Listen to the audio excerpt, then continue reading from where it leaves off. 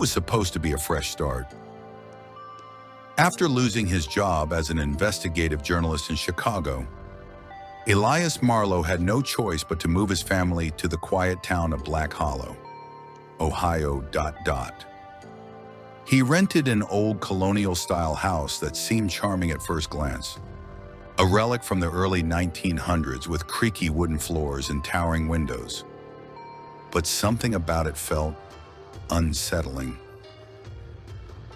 Elias's wife, Miriam, tried to make the best of it. She hung lace curtains, arranged vases of wildflowers, and painted the kitchen cabinets a soft sage green. Their two children, Cora, 13, and Theo, 8, were less enthusiastic. They missed their friends, their school, and the vibrant city life they'd grown used to. On their second night in the house, Cora woke up screaming. "There's someone in my room!" she cried, clutching her stuffed rabbit. Elias rushed upstairs, heart pounding. But when he checked the corners and under the bed, there was nothing, just the faint sound of wind rustling through the trees outside. "It's just your imagination," Elias said, though his voice lacked conviction. But deep down, he couldn't shake the feeling that something wasn't right. A week later, while unpacking boxes in the attic, Elias stumbled upon an old projector and several film reels tucked away in a dusty corner. Intrigued, he brought them downstairs and set everything up in the living room. The projector hummed to life, casting flickering images onto the wall. The first reel showed grainy black and white footage of what appeared to be a family picnic from decades ago. People laughed, children played tag, and the sun cast long shadows across the grass. It seemed harmless enough, until the final moments of the film. In the last few seconds, the camera panned upward, revealing a figure standing at the edge of the woods. Its face was obscured by shadows, but its posture radiated menace. Then the screen went black. Elias rewound the reel and played it again, slower this time. As the figure emerged, he noticed something chilling. The people in the foreground didn't seem aware of its presence. They continued laughing and eating, oblivious to the looming threat. He moved on to the next reel, which depicted a different family, a husband, wife, and two young children, posing for the camera inside their home. At first glance, it looked like a typical home movie. But then the scene shifted abruptly. The father stood alone in the kitchen, holding a knife. The mother entered the frame, smiling, only for him to plunge the blade into her chest without hesitation. The children screamed as blood pooled across the floor. Elias froze, his stomach churning. These weren't ordinary home movies. They were records of murders. And yet, there was something almost ritualistic about them, as if each death served a greater purpose. Before he could process what he'd seen, Cora walked into the room. "What are you watching?" she asked.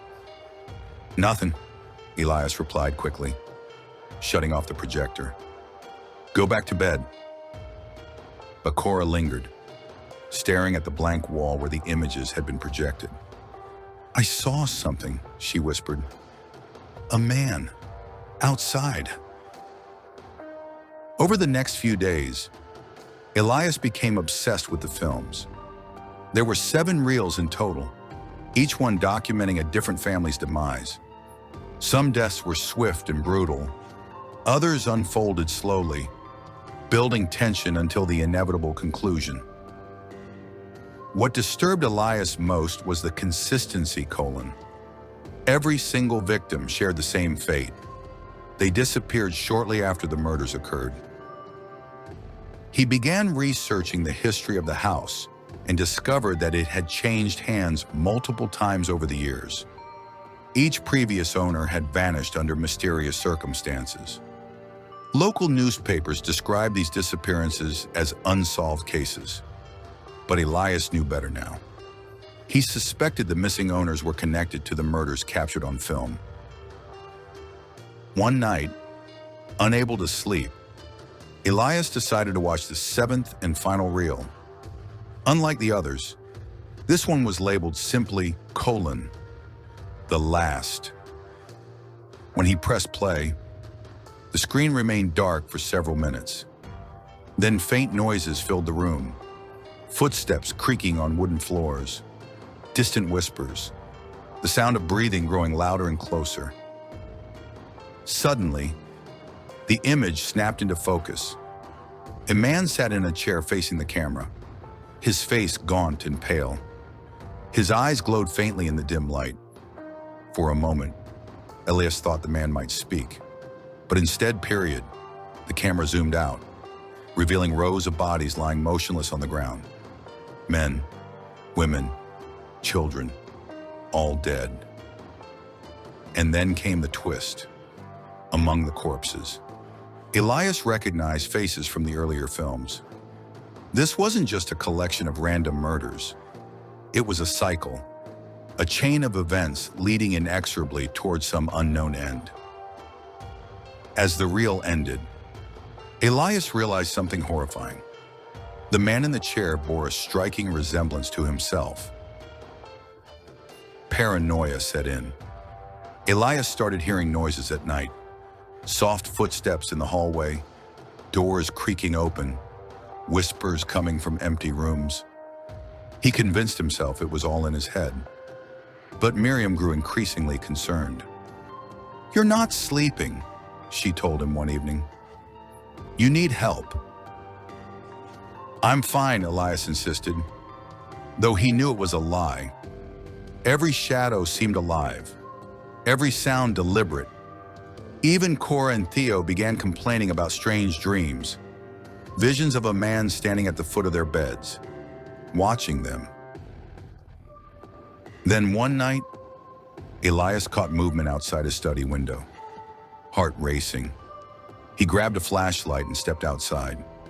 The yard was eerily quiet, the air thick with humidity. As he scanned the darkness, he spotted a figure retreating toward the woods. Without thinking, he gave chase.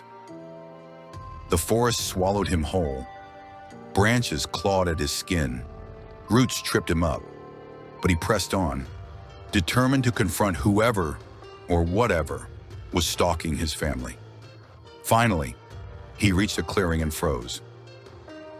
In the center stood an old barn, its weathered planks sagging under the weight of time. Inside, candles burned, casting eerie shadows on the walls. At the far end of the barn, a projector whirred softly, playing one of the films Elias had watched. On the screen, the man in the chair stared directly at him. Behind Elias, a voice spoke. "You shouldn't have come here." He spun around, flashlight trembling in his hand. Standing before him was the man from the film, the same gaunt face, the same glowing eyes. Up close, Elias could see the madness etched into his features, the desperation in his gaze. "You don't understand," the man whispered. "They made me do it. They promised salvation, but they lied." "Who?" Elias demanded, backing away. "Who made you do what?" But the man lunged forward, grabbing Elias by the throat. His grip was impossibly strong, cutting off Elias's air supply. As consciousness slipped away, Elias glimpsed something moving in the shadows behind the man, figures emerging from the darkness, their forms distorted and unnatural. When Elias woke up, he was back in the house, lying on the couch. Miriam hovered over him, her expression a mix of relief and fear. "What happened?" she asked. "You were gone all night." Elias struggled to sit up, his mind foggy. Fragments of the previous night came rushing back. The barn, the man, the figures in the shadows. But none of it made sense. Had it all been a dream? Then he noticed the projector sitting on the coffee table, along with a new reel of film. It hadn't been there before. Against his better judgment, Elias loaded the reel and pressed play. The screen lit up, showing familiar scenes. His own family, going about their daily lives. Cora reading a book. Theo building a Lego castle. Miriam watering the garden. Everything seemed normal, until the camera cut to Elias himself, hunched over the projector in the middle of the night. In the footage, Elias turned to face the camera, his eyes hollow and unblinking. Behind him, the man from the barn stood silently, holding a knife. The realization hit Elias like a freight train. He wasn't merely a witness to the cycle. He was part of it. Somehow, the films had chosen him to carry on the legacy of death. Miriam screamed as the screen went black. When she turned to look at Elias, his expression mirrored the one in the film colon. Cold, detached, devoid of humanity. Weeks passed. The Marlowe family vanished without a trace, leaving behind only the old colonial house and the projector buried in the attic. No one knew what had happened to them. Not the police, not their friends, not even the neighbors. Until one day, another family moved in. As they unpacked their belongings, the youngest daughter wandered into the attic and found the dusty projector. Curious, she carried it downstairs and set it up, unaware of the horrors waiting to unfold. Because the cycle never truly ends. It waits patiently, biding its time, until the next unsuspecting soul stumbles upon the dark reels. And so the story continues.